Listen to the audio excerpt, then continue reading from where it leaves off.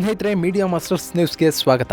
ಗೆಳೆಯರೆ, ದಕ್ಷಿಣ ಕನ್ನಡ ಜಿಲ್ಲೆಯಲ್ಲೊಂದು ಅಮಾನವೀಯ ಘಟನೆ ನಡೆದಿದೆ. 3 ವಿದ್ಯಾರ್ಥಿನಿಯರ ಮೇಲೆ ಯುವಕನೊಬ್ಬ ಆಸಿಡ್ ದಾಳಿಯನ್ನ ನಡೆಸಿದ್ದಾನೆ. ಸರ್ಕಾರಿ ಪದವಿ ಪೂರ್ವ ಕಾಲೇಜು ಆವರಣದಲ್ಲಿ ನಡೆದಿರುವ ಈ ಕೃತ್ಯ ಮಂಗಳೂರನ್ನ ಬೆಚ್ಚಿ ಬೀಳಿಸಿದೆ. ಹಾಗಾದ್ರೆ ಏನಿದು ಘಟನೆ? ಅಲ್ಲಿ ಆ ದುಷ್ಕರ್ಮಿ ಆಸಿಡ್ ಎರಚಿರೋದಾದ್ರೂ ಯಾಕೆ? ಆಸಿಡ್ ದಾಳಿಗೆ ತುತ್ತಾಗಿರುವ ಆ 3 ವಿದ್ಯಾರ್ಥಿನಿಯರ ಪರಿಸ್ಥಿತಿ ಈಗ ಹೇಗಿದೆ ಅನ್ನೋದ್ರ ಬಗ್ಗೆ ಒಂದಷ್ಟು ಮಾಹಿತಿಯನ್ನ ನಾವಿಲ್ಲಿ ನೋಡೋಣ.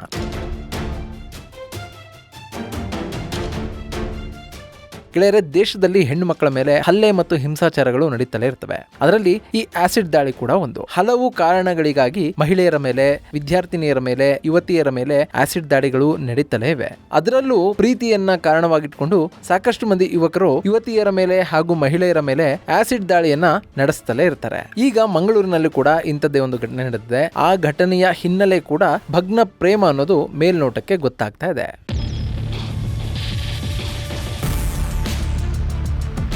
ಇವತ್ತು ಬೆಳಿಗ್ಗೆ ದಕ್ಷಿಣ ಕನ್ನಡ ಜಿಲ್ಲೆಯ ಕಡಬದಲ್ಲಿರುವ ಸರ್ಕಾರಿ ಪದವಿ ಪೂರ್ವ ಕಾಲೇಜು ಆವರಣಕ್ಕೆ ಯುವಕನೊಬ್ಬ ಸುಮ್ಮನೆ ಬಂದಿದ್ದಾನೆ. ಅವನು ಅದೇ ಕಾಲೇಜಿನ ಯೂನಿಫಾರ್ಮ್ ಧರಿಸಿದ್ದ, ಮುಖಕ್ಕೆ ಮಾಸ್ಕ್ ಹಾಕಿದ್ದ, ತಲೆಗೆ ಹ್ಯಾಟ್ ಹಾಕಿದ್ದ. ಈಗ ಬಂದವನು ಆ 3 ಯುವತಿಯರ ಮುಂದೆ ನಿಂತಿದ್ದಾನೆ. ಅಲ್ಲಿ ಅವನಿಗೆ ಅದೇನಾಯ್ತೋ ಏನೋ, ಇದ್ದಕ್ಕಿದ್ದ ಹಾಗೆ ತಾನು ತಂದಿದ್ದ ಆಸಿಡ್ ಬಾಟ್ಲ್ ಅನ್ನ ಆ 3 ವಿದ್ಯಾರ್ಥಿನಿಯರ ಮೇಲೆ ಎರಚಿ ಪರಾರಿಯಾಗೋದಕ್ಕೆ ಪ್ರಯತ್ನವನ್ನ ಪಟ್ಟಿದ್ದಾನೆ. ಹೀಗೆ ಆ ದಾಳಿ ನಡೆದ ಕೂಡಲೇ ಕಾಲೇಜಿನ ಅಧ್ಯಾಪಕರು ಹಾಗೂ ಸಿಬ್ಬಂದಿ ಆ ವಿದ್ಯಾರ್ಥಿನಿಯರನ್ನ ಸ್ಥಳೀಯ ಆಸ್ಪತ್ರೆಗೆ ದಾಖಲಿಸಿದ್ದಾರೆ. ಅಲ್ಲಿ ಆ 3 ವಿದ್ಯಾರ್ಥಿನಿಯರ ಪೈಕಿ ಒಬ್ಬರಿಗೆ ತೀವ್ರವಾದ ಗಾಯಗಳಾಗಿದ್ದು, ಇನ್ನಿಬ್ಬರು ಸಣ್ಣ ಪುಟ್ಟ ಗಾಯಗಳಿಗೆ ತುತ್ತಾಗಿದ್ದಾರೆ. ಸದ್ಯಕ್ಕೆ 3 ಯುವತಿಯರಿಗೂ ಕೂಡ ಚಿಕಿತ್ಸೆಯನ್ನು ಕೊಡಲಾಗ್ತಾ ಇದ್ದು, ಆ 3 ಕೂಡ ಪ್ರಾಣಾಪಾಯದಿಂದ ಪಾರಾಗಿದ್ದಾರೆ ಹಾಗೂ ಚಿಕಿತ್ಸೆಗೆ ಸ್ಪಂದಿಸ್ತಾ ಇದ್ದಾರೆ ಅಂತ ಹೇಳಲಾಗ್ತಾ ಇದೆ.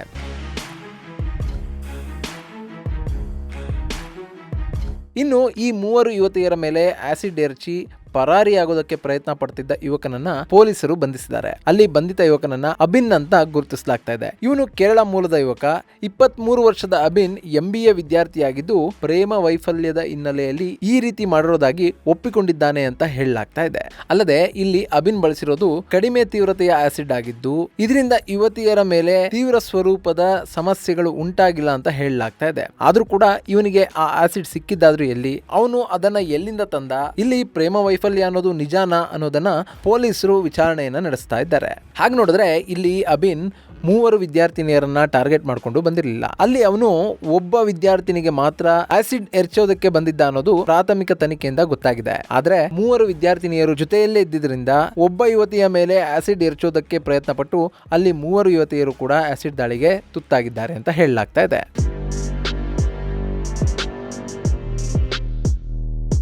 ಗೆಳೆಯರೆ, ಮೊದಲೇ ಹೇಳಿದಾಗೆ ದೇಶದಲ್ಲಿ ಈ ರೀತಿಯ ಘಟನೆಗಳು ತುಂಬಾನೇ ನಡೀತಾ ಇವೆ. ಇತ್ತೀಚೆಗೆ ಬೆಂಗಳೂರಿನಲ್ಲಿ ಕೂಡ ಇಂಥದ್ದೇ ಒಂದು ಪ್ರಕರಣ ದಾಖಲಾಗಿತ್ತು. ಯುವತಿಗೆ ಆಸಿಡ್ ಹಾಕಿ ಪರಾರಿಯಾಗಿದ್ದ ಆರೋಪಿಯನ್ನ ಬೆಂಗಳೂರು ಪೊಲೀಸರು ತಮಿಳುನಾಡಿನಿಂದ ಹಿಡ್ಕೊಂಡು ಬಂದಿದ್ರು. ಇಂತಹ ಸಾಕಷ್ಟು ಘಟನೆಗಳು ದೇಶದ ನಾನಾ ಭಾಗಗಳಲ್ಲಿ ನಡೀತಲೇ ಇವೆ. 2022ರ ನಂತರ ಬೆಂಗಳೂರಿನಲ್ಲಿ ಮಹಿಳೆಯರ ಮೇಲೆ ಆಸಿಡ್ ದಾಳಿ ಪ್ರಕರಣಗಳು ಹೆಚ್ಚಾಗ್ತಾ ಇವೆ ಅನ್ನೋದು ನಿಜಕ್ಕೂ ಗಾಬರಿಯನ್ನು ಹುಟ್ಟಿಸ್ತಾ ಇದೆ. ಇನ್ನು 2023ರ ಡಿಸೆಂಬರ್ನಲ್ಲಿ national crime bureau records release ಮಾಡಿರುವ ವರದಿಯಲ್ಲಿ ಈ ಮಾಹಿತಿಯನ್ನು ಹಾಕಿದೆ. ಅಲ್ಲದೆ ಇಡೀ ದೇಶದಲ್ಲಿ ಬೆಂಗಳೂರಿನಲ್ಲೇ ಆಸಿಡ್ ದಾಳಿ ಪ್ರಕರಣಗಳು ಹೆಚ್ಚಾಗ್ತಾ ಇವೆ ಅಂತ ಈ ವರದಿ ಹೇಳ್ತಾ ಇದೆ. ಇನ್ನು 2ನೇ ಸ್ಥಾನದಲ್ಲಿ ದಿಲ್ಲಿ ಇದ್ರೆ, 3ನೇ ಸ್ಥಾನದಲ್ಲಿ ಅಹಮದಾಬಾದ್ ಇದೆ. ಬೆಂಗಳೂರಿನಲ್ಲಿ ಒಟ್ಟು 8 ಆಸಿಡ್ ದಾಳಿಗಳು ಹಾಗೂ 3 ಆಸಿಡ್ ದಾಳಿ ಪ್ರಯತ್ನಗಳ ಪ್ರಕರಣಗಳು ದಾಖಲಾಗಿದ್ರೆ, ದೆಹಲಿಯಲ್ಲಿ 7 ಹಾಗೂ ಅಹಮದಾಬಾದ್ನಲ್ಲಿ 5 ಪ್ರಕರಣಗಳು ದಾಖಲಾಗಿವೆ ಅಂತ NCRB ಡೇಟಾದಿಂದ ತಿಳಿದು ಬರ್ತಾ ಇದೆ.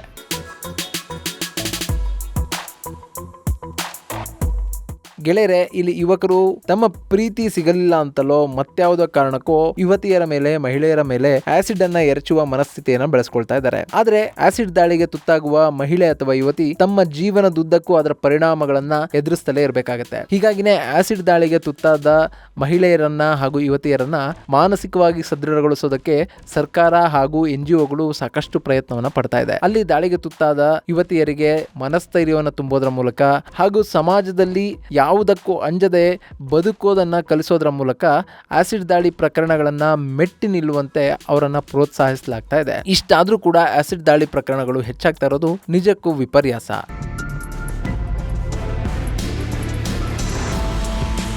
ಇಲ್ಲಿ ಮನುಷ್ಯನ ಮನಸ್ಥಿತಿ ಬದಲಾಗಬೇಕಾಗಿದೆ. ಯುವತಿಯರ ಮೇಲೆ, ಮಹಿಳೆಯರ ಮೇಲೆ ಆಸಿಡ್ ಎರಚೋದ್ರ ಮೂಲಕ ತಾವು ಏನೋ ಸಾಧಿಸ್ತೀವಿ ಅನ್ನೋದನ್ನ ಯುವಕರು ಬಿಡಬೇಕಾಗಿದೆ. ಇಂತಹ ಪ್ರಕರಣಗಳು ಸಮಾಜದಲ್ಲಿನ ಸ್ವಾಸ್ಥ್ಯವನ್ನ ಹಾಳು ಮಾಡೋದಲ್ಲದೆ ನಿರ್ಭೀತವಾಗಿ ಬದುಕುವ ಹಕ್ಕನ್ನು ಕೂಡ ಕಿತ್ಕೊಂಡು ಬಿಡುತ್ತೆ.